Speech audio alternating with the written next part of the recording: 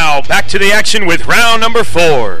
Thank you, Thomas McHugh. Welcome back, ladies and gentlemen. Round number 4 of Combat Sports Live is underway. We are still talking with Marcus Davis, the Irish hand grenade, calling in from Montreal, Canada. He's getting ready for his fight tonight. Moving on to, I'm always fascinated by not just the fight itself, but the preparation that a fighter goes through in preparing for a bout that is, like in your situation, such a crucial bout for your career. You go, and I'm not sure if you do this every time, but you definitely train at a specific place with a specific trainer for your fights in the UFC. Can you tell me a little bit about what you did to prepare for this fight in your training camp? Yeah, for this fight, once again, Mark Delagrati, always my coach. He's basically my head MMA coach. He's the one that decides exactly what the layout's going to be for my training, how I'm going to train, and what's important for me to work on.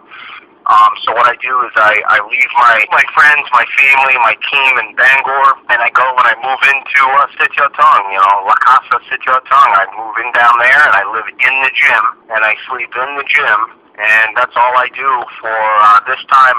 I went down early for a week, but then I went down at the end for almost a month, and just lived in the gym for that month. And I had Patrick Cote living there at the gym with me too.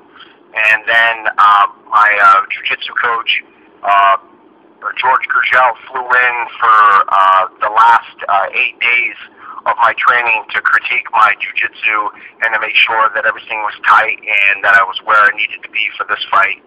And, I lived, ate, slept, everything to do with fighting, in the gym. And then, 3 days a week I was training with Kevin Kearns, my conditioning coach down there. When I'm up in Bangor, I train with Garth Crane, who will actually be in my corner for this fight, who's my wrestling coach and my conditioning coach in the Bangor area. And I'm ready, I'm in great shape. This will be the first time since the Chris Lytle fight and the Paul Kelly fight, 2 fights which I did win, that I have not done any weightlifting. What that means is that normally I go into camp and I'm normally like 210 muscle bound, right. And then I trim down from 210 down to 170.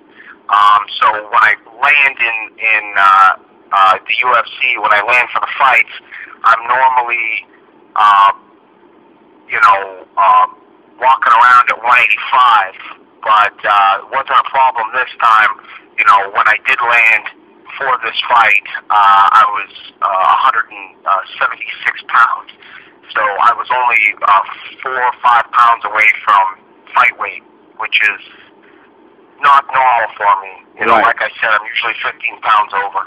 So you don't have the normal stresses of a tremendous weight cut, and I can tell you from watching the pad work that you posted on YouTube the other day with Delagrati, your pad work was amazing, and you look like you're in fantastic shape.